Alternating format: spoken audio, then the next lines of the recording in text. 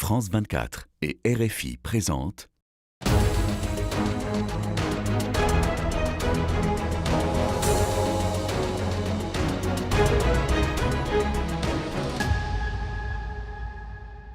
Bonjour et bienvenue dans Ici l'Europe, votre émission sur France 24 et Radio France Internationale. Alors nous sommes aujourd'hui à la Commission européenne à Bruxelles pour prendre la température de l'agriculture européenne, très concernée par chacune des décisions prises à Bruxelles et même ailleurs.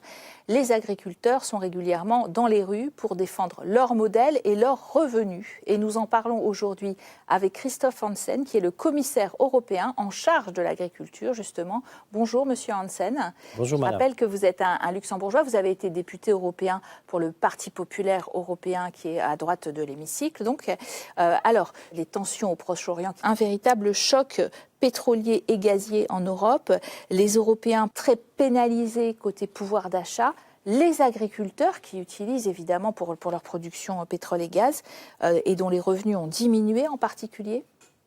Oui, effectivement, la crise qui est en cours a la probabilité d'avoir un impact très grave sur notre production européenne. D'un côté, évidemment, pour la production des engrais, par exemple, et la flambée du prix des engrais, mais aussi le diesel qu'ils utilisent dans leurs tracteurs, qui est susceptible d'augmenter significativement, ce qui évidemment rendra nos entreprises moins compétitives et moins productives. Donc c'est effectivement des préoccupations qu'on a.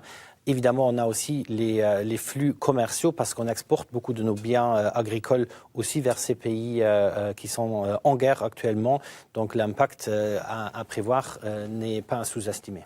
Vous allez commencer à le mesurer à la Commission européenne, c'est ça, et à essayer de le compenser peut-être ?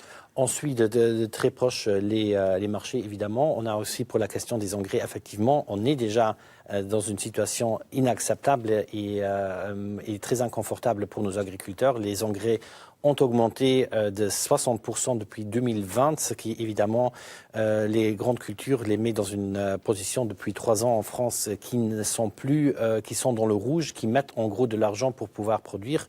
Donc on doit trouver des solutions pour les aider sur cette question-là. Évidemment, et on a eu aussi une récolte globale qui était très favorable, ce qui évidemment a aussi conduit à des prix qui sont très bas pour les grandes cultures. Alors je vous propose de suivre tout de suite quelques nouvelles du vieux continent, monsieur le commissaire. C'est l'Europe en bref, compilée par Oyana Almandos. Vitesse réduite sur l'autoroute, recours au transport public ou pratique du télétravail. La Commission européenne préconise une série de mesures pour diminuer la demande de pétrole dans l'UE. Depuis le début de la guerre au Moyen-Orient, son prix a augmenté de 60% en Europe. Pour épargner le portefeuille des automobilistes, l'Espagne, l'Italie ou la Suède ont fait baisser le prix du carburant en réduisant la TVA. Mais le commissaire à l'énergie, Dan Jorgensen, craint que cela ne pousse à la consommation. Nous sommes dans une situation susceptible de s'aggraver. Une réduction de la demande est nécessaire. J'encourage vivement les États membres à en tenir compte lorsqu'ils appliquent différentes mesures de crise.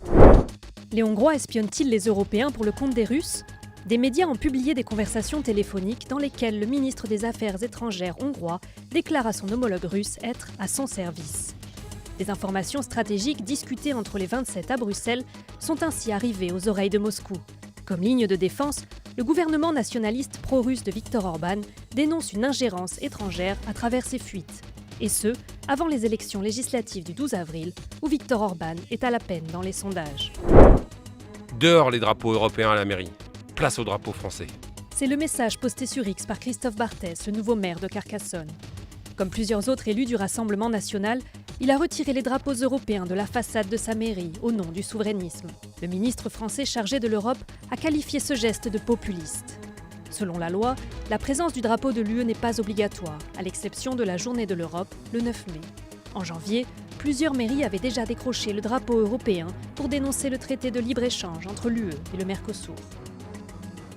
Christophe Hansen, commissaire à l'agriculture. Sur l'accord UE-Mercosur, le Parlement européen a voté en faveur d'une saisine de la Cour de l'Union européenne, la Cour de justice, pour évaluer la conformité du texte avec les traités européens, gelant ainsi la ratification au final pour une période qui pouvait aller jusqu'à 2 ans. Seulement voilà, votre présidente, Ursula von der Leyen, a décidé de mettre en œuvre provisoirement l'accord commercial entre l'Union européenne et le Mercosur, ce qui déclenche une vague de protestations à Paris et puis chez les agriculteurs. Oui, il est vrai que le Parlement européen n'a pas pris sa responsabilité pour voter tout de suite sur l'accord en soi, pour la ratification, parce que le Parlement a ce droit et cette obligation aussi de se prononcer. Le Parlement a préféré retarder ce processus-là. Mais il faut aussi dire que Mme von der Leyen agit aussi sur mandat des États membres, parce qu'elle a eu un mandat très clair, la Commission a eu un mandat très clair pour cette application provisoire, ce qui permettra par après au Parlement européen, évidemment, de juger... Mais pas consensuel, on est d'accord que ce n'était pas un consensus, c'était à la majorité qualifiée, c'était la sans majorité, la France. Sans la France, effectivement. Il y a d'autres pays qui n'étaient pas d'accord, mais effectivement, la majorité est là. Les traités sont là aussi à être respectés, et je pense que les traités sont bien connus aussi par le Parlement européen, ce qui permettra après au Parlement européen, après cette entrée en vigueur provisoire, aussi de juger sur les bienfaits que cet accord apportera, parce que si on parle aux filières, il y a évidemment les filières qui sont, même sans l'accord du Mercosur, sous pression. On a des clauses de sauvegarde spécifiques pour ces secteurs-là, mais on a aussi, et je parle aussi avec ces secteurs-là, qui sont en crise, mais qui voient les opportunités. Le secteur des vins et spiritueux, par exemple, qui le voit là, mais qui le voit aussi dans l'accord qu'on a conclu avec l'Inde. Alors justement, parlons des autres accords commerciaux. En effet, avec l'Inde, vous espérez que les agriculteurs auront au contraire plus de débouchés, en particulier, vous l'avez dit, pour le vin, d'autant qu'on protège les importations agricoles. Mais l'accord avec l'Australie soulève beaucoup de questions, avec une production intensive de bœuf en Australie qui veulent exporter, cumuler aux tonnes déjà exportées par les autres. Est-ce que là, on n'utilise pas sans arrêt le renouvellement de ces accords de commerce et on n'attise pas ainsi la colère agricole ? Je pense que les accords comme l'Inde, où on a décidé d'exclure par exemple la viande bovine, mais aussi des produits comme le riz ou encore le sucre, qui sont des secteurs sensibles pour l'Union européenne. Avec l'Australie, on avait évidemment déjà des négociations qui étaient presque abouties en 2023 à Osaka, aussi à cause du Mercosur qui a été négocié, parce qu'effectivement, il faut voir la consommation, la capacité d'absorption de nos marchés. Monsieur le commissaire, vous étiez évidemment au Salon de l'agriculture en France, qui est un grand rendez-vous. Vous avez pu mesurer là-bas la détresse du monde agricole en regardant autour de vous. D'ailleurs, c'est une voix qui porte assez peu en Europe, parce que le secteur primaire représente à peine 1% de la richesse européenne, du PIB, donc, et compte à peine 17 millions d'emplois. Ouais. Effectivement, je confirme que c'était un salon comparé à l'année dernière qui était plutôt triste, parce qu'il y avait moins de visiteurs, mais il n'y avait aussi pas de bovins, qui évidemment le rend moins attractif aussi. Donc, et le secteur des grandes cultures qui font des chiffres rouges depuis 3 ans, là évidemment c'est pas très bon. J'ai vu des secteurs comme le secteur viticole qui étaient très contents à cause de nouvelles débouchés, où on est vraiment en train d'y aller, mais aussi dans le cadre du paquet vin et aussi de la réserve agricole, où j'ai pu libérer 40 millions d'euros pour le secteur. Alors on va en parler, mais précisons quand même ce que vous venez de dire. Les bovins étaient absents en raison de l'épidémie de dermatose nodulaire contagieuse qui est maintenant maîtrisée en France. Mais est-ce que vous avez le sentiment que les épidémies sont de plus en plus fréquentes en Europe pour les animaux, avec d'ailleurs un risque de transmission à l'homme ? Le risque de transmission à l'homme, c'est une question, mais je confirme.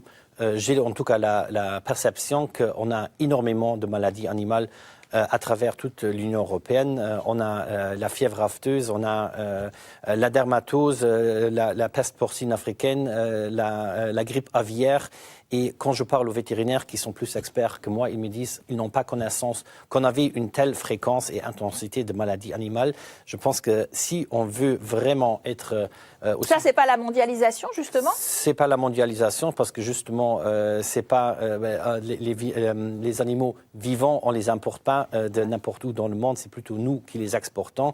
Je pense que la mondialisation n'y est pour rien. C'est quand même plutôt une réalité. Si on parle de la sécurité alimentaire, on connaît un déclin des troupeaux en Europe. D'un côté, parce que c'est un métier très dur et les agriculteurs qui arrêtent, souvent la succession n'est pas assurée, mais c'est aussi ces maladies animales qui se multiplient, qui contribuent à ce déclin.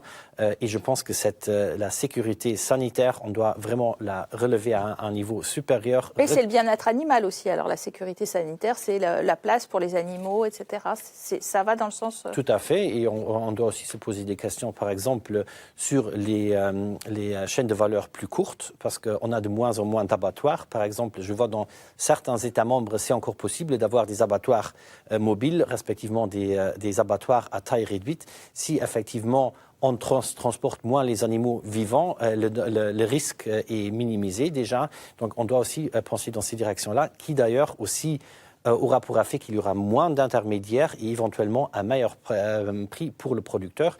Et c'est des pistes à poursuivre en tout cas. Alors Christophe Hansen, je rappelle que la France, c'est la première puissance agricole d'Europe et vous aviez mentionné la filière viticole. Dans le Bordelais, la crise frappe de plein fouet les agriculteurs et en particulier les viticulteurs. La région représente 46% des défaillances du secteur en 2025. Baisse de la consommation, surproduction, arrachage des vignes massif. La filière est contrainte de se réinventer pour survivre. Christophe Hansen, vous l'avez souligné, vous avez annoncé 40 millions d'aides de l'Union européenne aux viticulteurs français pour aider cette filière viticole à distiller ses surproductions. D'autant qu'il y a des droits de douane assez incertains. Ça change pas mal la donne. Pour le secteur vitivinicole, je pense qu'on a effectivement créé un certain moment, des initiatives avec le paquet vin, mais aussi avec le soutien, par exemple, à cette distillation de crise pour la France. Donc, j'ai libéré 10% de cette réserve agricole que j'ai pour les 27 États membres, juste pour le secteur viticole français. Donc, c'est considérable. D'un autre côté, je dois aussi dire, ça me fait quand même un peu mal au cœur de voir qu'on détruit des vins de qualité, qu'on procède aussi à l'arrachage, détruit en quelque sorte nos paysages historiques. Moi, je préférerais qu'on puisse continuer à produire. Oui, parce que le marché est inondé par des vins finalement peu chers et en vrac espagnol aussi, le marché français. Donc, qui sont des vins européens en fin de compte, mais je pense que justement pour ça, il est très important de trouver de nouvelles débouchés. On a des problèmes, par exemple, avec les États-Unis. 15% de droits de douane pour Donald Trump sur les vins et spiritueux. Et ça met effectivement beaucoup de producteurs dans le rouge à nouveau, ou en tout cas, c'est pas rentable. C'est pour ça, des accords comme par exemple l'Inde, où on aura des meilleures conditions que par exemple un compétiteur qui est l'Australie, pour les vins, où on aura des meilleures conditions que le Royaume-Uni pour les spiritueux. Donc effectivement, 1,4 milliard de consommateurs potentiels, ça donne en tout cas de l'espoir au secteur. La politique agricole commune, dont vous êtes le garant en tant que commissaire, Monsieur Hansen, représente aujourd'hui à peine un quart du budget européen. La nouvelle architecture de cette PAC proposée par Bruxelles pour les années suivantes, 2028-2034, c'est une baisse quand même. Un budget qui rencontre de fortes critiques dans les pays très agricoles et en France en particulier. Là, on parle de quasiment 400 milliards dans une situation où on a aussi d'autres priorités. Donc je pense qu'avec un budget qui maintenant déjà à ce stade-ci, au sein de l'Union européenne, le même, c'est déjà une grande victoire. Et on n'est pas encore au bout des discussions parce qu'on sait que ces négociations continueront encore dans les 2 ans qui viennent et vont aussi dépendre de la volonté des États membres à contribuer à ce budget. Ça va aussi dépendre des discussions sur les nouvelles ressources propres qui ne sont pas encore certaines. Aussi là, les États membres doivent en être d'accord. Mais je pense qu'on a un budget pour l'Union européenne, pour la PAC, qui est comparable à ce qu'on avait avant. C'est pas plus, c'est vrai, mais on a déjà le comparable et les États membres ont plus de flexibilité pour utiliser de l'argent qui n'est pas encore utilisé pour la cohésion, par exemple, de l'utiliser davantage pour l'agriculture. Dans ce contexte de budget contraint, qui voudrait avoir d'autres priorités, peut-être aussi le budget européen, la défense, la compétitivité, etc., il y a aussi une peur dans le monde agricole qui est très forte de l'adhésion de l'Ukraine à l'Union européenne, parce que c'est un pays évidemment céréalier très fort. Il y a d'ailleurs des fake news qui circulent sur les méfaits sanitaires des céréales ukrainiennes. Vous voyez bien que la question de ces céréales, leur passage par le marché européen et souvent leur arrêt sur le marché européen a causé des troubles et un trouble dans le monde rural. Je suis d'accord qu'il y a beaucoup de fausses informations qui circulent et on doit vraiment se méfier aussi de ce qui est propagé sur les réseaux sociaux et d'autres médias non fiables. Parce qu'effectivement, et ce qui est vrai, c'est que pendant la libéralisation temporaire 2023-2024, on avait des perturbations considérables sur nos marchés, il ne faut pas le nier. D'un autre côté, on a maintenant négocié la suite de l'accord commercial qu'on avait déjà, où on a maintenant des quotas très fixes qui sont contrôlés et qui sont aussi fortement lié à l'alignement des standards de production de l'Ukraine. Sinon, l'Union européenne a aussi le droit de l'interrompre. L'adhésion de l'Ukraine à l'Union européenne est évidemment loin d'être acquis. C'est basé sur le mérite. Donc, l'Ukraine, comme tous les autres pays candidats, doivent remplir les conditions sur l'état de droit, etc., etc. Sans l'accomplissement de ces chapitres-là, l'adhésion ne se fera pas. Et je pense qu'effectivement, dans le domaine agricole, on va devoir aussi se préparer avec un très long espace de temps. Parce que Ils ne toucheront pas la PAC à 100% tout de suite. Ça, très clairement, pas parce que le cadre financier pluriannuel actuel n'en tient pas encore compte. Monsieur le commissaire, je rappelais que vous étiez de la famille originellement du Parti populaire européen, qui est une famille qui, au Parlement européen, demande beaucoup de simplification. Souvent, il y a un vote à droite pour plus de simplification et parfois aussi pour revenir sur certaines clauses du pacte vert, en particulier en matière agricole. Et il y a en ce moment justement les nouvelles techniques génomiques, les NTG, qu'on n'appelle pas OGM, qui sont beaucoup discuter leur introduction sur le marché européen. Est-ce qu'on a renoncé à nos ambitions écologiques en matière justement d'agriculture? Non, je pense bien au contraire, parce qu'effectivement, ces nouvelles techniques génomiques nous permettent aussi d'utiliser moins d'engrais, d'utiliser moins de produits phytosanitaires, d'être plus résilient aux sécheresses, par exemple. Donc, effectivement, on donne aux agriculteurs aussi les moyens de produire. Mais elles sont brevetées. Elles sont brevetées, tout à fait. Ce qui inquiète les agriculteurs, avec la possibilité qu'elles se répandent justement sur le champ d'à côté, l'absence d'étiquetage pour les différencier. Oui, c'est des peurs qui persistent, mais je pense qu'il faut quand même aussi ne pas diaboliser les produits qui effectivement sont là aussi pour donner plus de productivité à nos agriculteurs. Et ça, effectivement, je suis d'avis que la productivité et la compétitivité a été négligée et nos agriculteurs en souffrent encore aujourd'hui. Merci Christophe Hansen d'avoir été notre invité aujourd'hui. Merci à vous de nous avoir suivis sur France 24 et sur Radio France Internationale. Restez sur nos antennes, l'actualité continue.